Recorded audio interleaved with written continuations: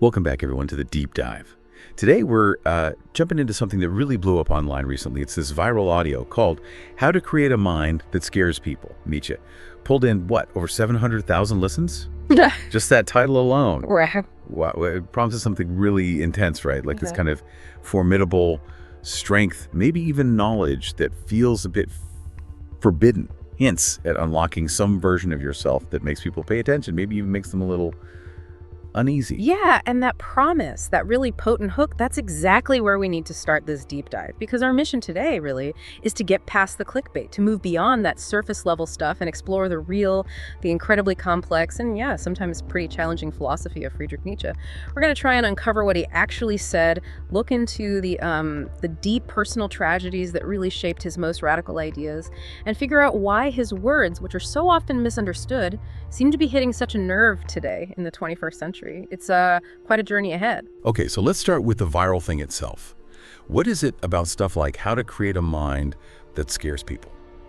What makes it just explode online like that? I think, it taps into that feeling lots of us have of being misunderstood or feeling like you're maybe too much for the world or just that constant pressure to fit in, to conform.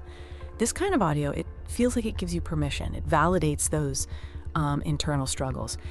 And the language it uses, it's so direct, almost hypnotic, isn't it? You must understand, or most people cannot handle this. It definitely creates this feeling like you're being let in on some kind of exclusive, powerful secret. And the core messages in these clips, what are they usually pushing? Well, you often hear that suffering, that's the fuel you need for growth. That seems key. And solitude, being alone, that's presented as a sign of strength. The whole eagle among sheep idea. And then there's this big push against just being average, against mediocrity and mainstream norms. Fight the conformity. Right. And it's fascinating how that narrative gets so much traction right now. I mean, think about it. We live in this age of perfectly curated social media, right? Everything looks perfect. So admitting you're struggling or feeling alienated, that almost becomes this act of rebellion in itself. This content gives you a kind of, a permission slip to be different. It lets you reframe feeling like an outsider, turning it into some kind of superpower. It sort of whispers, you're not broken, you're just on a different path, a more powerful one. But, and this is really crucial, this viral version, it's a massively simplified take. It's pop psychology, basically. And these ideas, they're far more complex than that. And honestly, potentially dangerous if they're misunderstood. To really get it, we have to meet the actual person behind the quotes. Okay, so that pop version, definitely a simplification, maybe even a trap, like you said. Yeah. To really get beyond it, we need to understand the mind that produced these ideas, not just the sound bites. So who was the real Friedrich Nietzsche? Right. Let's be absolutely clear about one thing right from the start. Friedrich Nietzsche was not a life coach. He wasn't doling out self-help tips. He was a philosopher, a profound one, who dared to look into the deepest, sometimes darkest parts of the human soul and society too. And frankly, what he found there, it nearly drove him mad. Eventually, tragically, it did. So let's take 3 core ideas that always seem to get twisted in these viral takes. First one, the will to power, der Wille zur Macht. Yeah, the internet version makes that sound like it's all about, dominating people. Being the alpha, pushing others down to get ahead. That's the common mistake. For Nietzsche, it wasn't really about power over others. It was fundamentally about power over oneself. Think of it as this basic drive inherent in all living things, pushing towards growth, towards overcoming limitations, towards self-perfection. Like, imagine a small plant forcing its way up through cracks in the pavement. That's a manifestation of the will to power.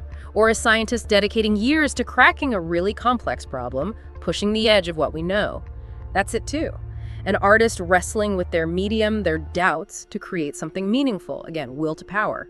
The main point is the struggle is primarily internal. It's about mastering yourself, pushing your own limits. Okay, so will to power is this inner drive, self-mastery, that constant push to overcome yourself that feels like it leads right into the next big one that gets mixed up, the Übermensch, often translated as Superman or overhuman. And again, the online version usually paints this picture of some, super strong, emotionless, just superior being. And that's completely off base too. Nietzsche's Übermensch isn't an actual person walking around. It's more like a goal, an ideal for humanity to strive towards. You have to remember, Nietzsche famously declared, God is dead. Now that wasn't him celebrating, it was a diagnosis. He saw European culture losing its traditional moral anchor, which was Christianity, and humanity was left at a crossroads. Either fall into nihilism, believing in nothing, or create new values for itself. The Übermensch for Nietzsche is the figure capable of that monumental task, a creator of values, not some tyrant enforcing old ones. So the superhuman isn't born, it's made. Through constant self-overcoming and the courage to forge meaning in a world that doesn't hand it to you. And this is where things get really dark, historically speaking, with the distortion. Nietzsche's own sister, Elizabeth Förster-Nietzsche, she played a truly awful role here, didn't she? After he became mentally incapacitated, she got control of all his unpublished work, his notes, and she deliberately falsified them, twisted his writings to make them fit with Nazi ideology. She specifically linked the Übermensch concept to this idea of a racial Aryan ideal, which is just horrific because Nietzsche himself hated anti-Semitism. He despised German nationalism. It's genuinely one of the great intellectual tragedies, how his work was hijacked like that. Absolutely devastating. And it leads us to the third concept, master morality and slave morality. Again, the internet simplifies this down to just, strong people versus weak people. But what Nietzsche was doing was much deeper. It was a kind of psychological archaeology. He was trying to trace the origins of our concepts of good and evil. How did these ideas even come about? So in Master Morality, he described how the noble type, the strong-spirited individual, defines good based on themselves, their strength, their power, their nobility. And anything different from them, anything they see as common or weak, they just label bad. It's a self-affirmation. Slave morality, on the other hand, arises from the oppressed, the weak. Out of what Nietzsche termed ressentiment, this potent mix of resentment, envy, bitterness, they label the powerful ones evil. And then they define good as the opposite their own qualities: pity, humility, patience, equality. He wasn't necessarily endorsing one over the other, he was dissecting the mechanism, trying to show us how our values are often born from these power dynamics and psychological needs. Wow. Okay, so these ideas weren't just abstract thoughts for him. You can really feel how they're tied to his own life, which was just full of intense suffering, isolation, and some pretty harsh betrayals.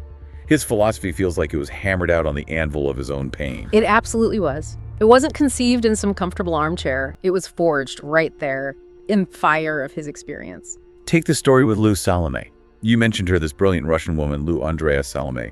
Nietzsche was completely captivated by her, wasn't he? Saw her as a true intellectual peer, maybe his only one, even proposed marriage.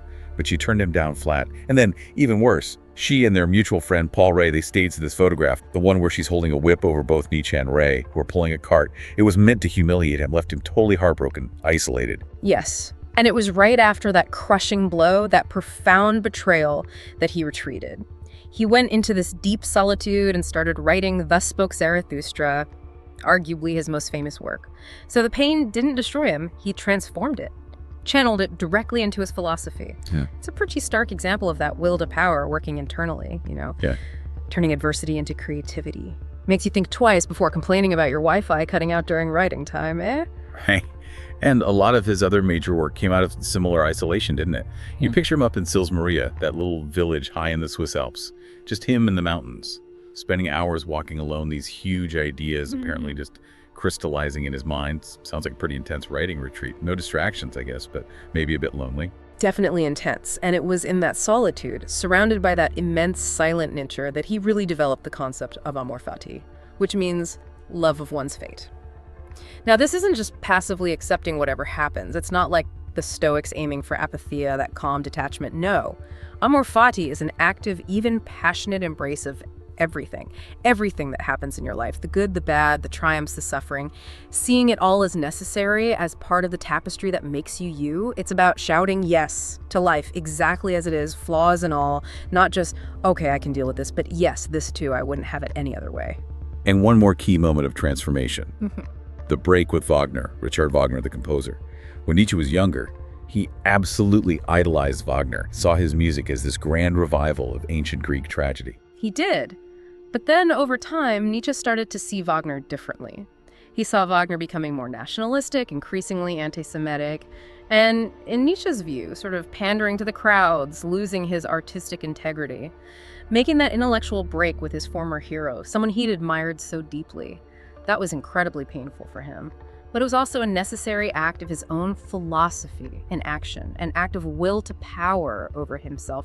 He had to destroy his own idol, essentially, to stay true to his own path, his own intellectual honesty, even if it meant standing completely alone. That's a really compelling picture, philosophy forged through struggle. It makes me wonder, how does Nietzsche's thinking stack up against other major thinkers, especially those who wrestled with similar big questions about meaning and selfhood? Someone listening actually brought up Carl Jung, and that feels like a really good comparison to start with. Oh, absolutely. Jung, the founder of analytical psychology, he talked a lot about integrating the shadow. That's the dark side, the parts of ourselves we don't like to acknowledge, that we repress. Jung argued if you ignore your shadow, it ends up controlling you from your subconscious. But if you face it, understand it, integrate it, you become more whole, more powerful. And that resonates so strongly with Nietzsche's call to embrace suffering, to practice self-overcoming. Both of them, in their own ways, were telling us, don't run from the darkness within, confront it. That's where real strength lies. Now, if you compare Nietzsche to the Stoic Seneca, Marcus Aurelius is an interesting contrast. The Stoics taught acceptance. Accept what you can't change with calm, serene apatheia, that freedom from disturbing passions, which is valuable, no doubt. But Nietzsche's Amor Fati, it goes further. It's not just quiet acceptance. It's a passionate love of your fate, an active embrace, not just resignation. It's the difference between saying, okay, I accept this, and shouting, yes, I wanted this. It's much more dynamic. And then there's the connection to the existentialists, like Albert Camus or Jean-Paul Sartre. This is really fascinating. Camus especially saw the world much like Nietzsche did as fundamentally absurd, meaningless, without any inherent purpose handed down from above. But for Camus, that very absurdity is what makes us free. If there's no pre-written script, we're free to write our own. And Camus' response to the absurd, it was threefold: rebellion, freedom, and passion. That's incredibly Nietzschean, isn't it? Rebelling against meaninglessness by passionately creating your own meaning through how you live. Okay, so after tracing his life, his core ideas, how they connect, we land back at the big question. For you listening right now, why Nietzsche? Why are these challenging, often misinterpreted, sometimes dangerous ideas hitting such a chord, especially with younger people online right now? Well, I think there are a few key factors. One is definitely the sense of a crisis of authority we're living through, this post-truth environment. People are losing faith in traditional institutions, government, religion, media, you name it. So Nietzsche's idea of God is dead, the idea that those old universal foundations for morality are crumbling, and his call for individuals to create their own values, that feels incredibly relevant. If you can't trust the external authorities, you have to look inward. You have to forge your own compass. Second, think about the sheer pervasiveness of self-improvement culture online. We're constantly bombarded with messages to optimize, level up, be your best self. Nietzsche's emphasis on self-overcoming, on the will to power, even the distorted versions, provides potent fuel for that narrative. It promises transformation through sheer individual effort and inner strength. And third, I think there's just a profound hunger for authenticity. In a world that often feels full of fake smiles, polished online profiles, and corporate speak, people crave something real. Nietzsche offers this radical form of authenticity, he basically says. Tear off the masks, forget the social roles, ignore the inherited values that don't serve you, and dare to become who you truly are. Contradictions, darkness, and all. It's an invitation to be radically, unapologetically yourself. Right. So let's bring it all back home, back to that viral title, How to Create a Mind That Scares People. After this whole exploration, what can we really say about that? The most powerful mind, the truly frightening one. It's not about dominating others, is it? Not at all. The strongest mind, the one that might genuinely be frightening in its power, is the mind that is not afraid of itself. It's the mind that has dared to gaze into its own abyss, its own complexities. The mind that has acknowledged and integrated its shadow, to use Jung's term. The mind that has learned to truly love its fate, Amor Fati, the whole messy, beautiful, painful package. And crucially, the mind that finds the courage to create its own values, its own meaning in a world where maybe the old signposts have disappeared. That's the mind that can emerge from crisis, not by running from it, but by facing the chaos and turning it into something new, something powerful, something willed. Now look, this path Nietzsche points towards, it's definitely not for everyone, let's be honest. It takes enormous courage, it demands rigorous intellectual honesty, and it often requires a willingness to stand apart, maybe even alone. But as Nietzsche himself might put it, all truly great things, all profound transformations tend to happen on that more difficult, less traveled road. Thank you so much for taking this deep dive with us today. As you go forward, navigating your own challenges, your own questions, remember the encouragement here. Dig deeper. Question everything you're told, even your own assumptions. And maybe most importantly, try not to be afraid of the thoughts that scare you. Sometimes that's exactly where the most interesting, the most transformative insights begin. Emerging from difficulty often starts right there with the courage to confront yourself and your reality head on. We wish you the very best on your own journey of discovery, and we really look forward to diving deep with you again next time.